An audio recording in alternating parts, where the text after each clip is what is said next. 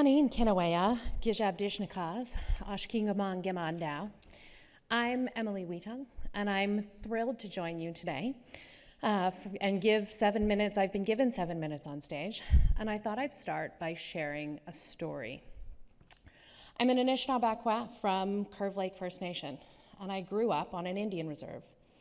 My parents were teachers and my biggest supporters, always telling me that I could be anything that I wanted to. With all of the opportunities in front of me, I'm sorry to tell you, Chris, I did become a lawyer and pursued a career in law for about 10 years. My First Nation provided me with a significant financial advantage, meaning that I could graduate without any tuition debt. With that context, my story really starts as a young lawyer, moving into my first home and starting a family. For Anishinaabe, we are always thinking about those future generations. Our lands and resources are borrowed from those generations, and it is our job to cultivate them, those lands and resources, so that they are abundant for those future generations. When you find out that you're going to become a parent, that you're pregnant, that you're growing that next generation inside of you, your worldview completely shifts. All of a sudden, there's a very real context for what those future generations mean, and those future generations that you're cultivating the lands and the resources for. They're for that child you're going to bring into the world. For me, becoming a mom made me want to shape the world in a new way. It made me want to create something in which my children could flourish. After having my children and struggling with daily tasks like bathing a baby because you don't have access to clean drinking water, you can't put the baby in a bathtub and just let them play. You have to constantly be aware that they're not going to get sick from the water. It makes your decisions very, very different. And I decided that I would run in our First Nations election.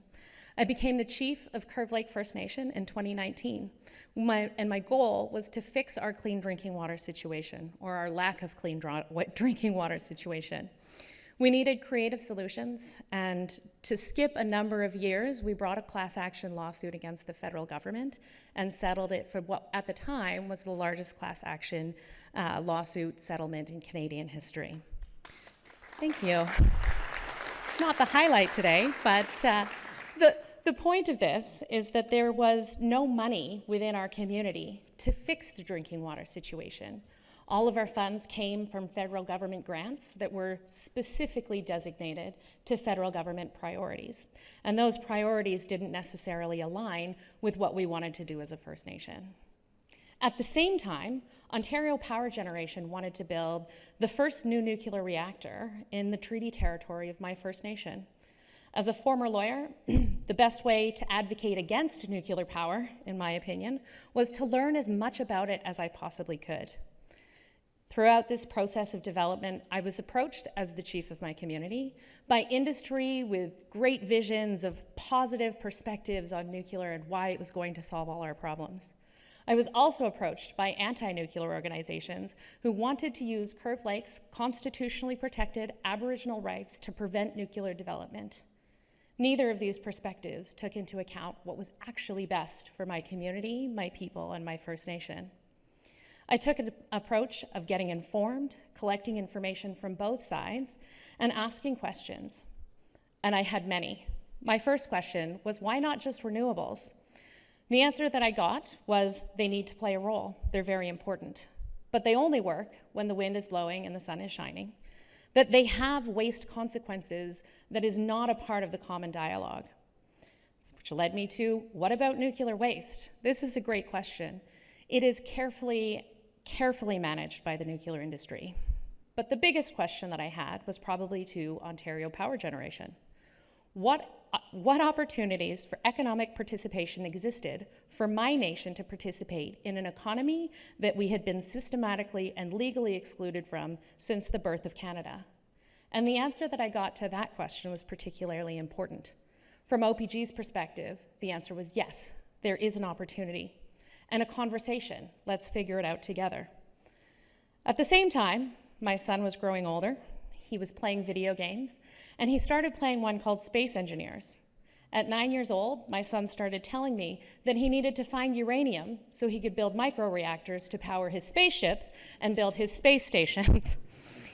I came to realize that these were quasi-informed conversations that I could have with a small child, a future generation, that really informed my perspective on nuclear and what our future generations are going to look for.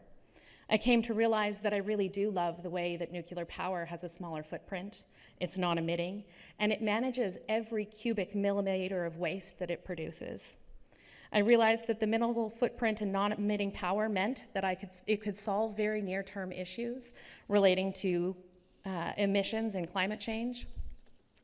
And I became an advocate for the economic opportunity and the environmental benefit that align with the beliefs that I've held since childhood. I now work at Ontario Power Generation, as you heard when I was introduced. I'm the Director of Indigenous Partnerships, and I work to make sure that there are Indigenous owners of all of our greenfield projects going forward. In the next week, you'll see an announcement that I'm the Vice President of Indigenous Partnerships, Indigenous Relations and Partnerships at Ontario Power Generation. Now thank you again. In our culture, when we tell a story, we don't usually tell you why we're telling a story. But I thought, given that we're sharing cultures today, I'd be a little bit more pointed.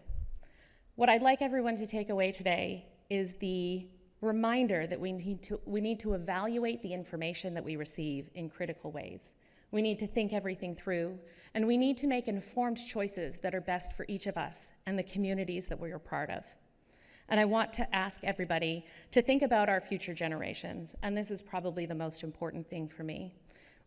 We need to build a network of allies, ensuring that all of our future generations live in a world that we can be proud of. Miigwech.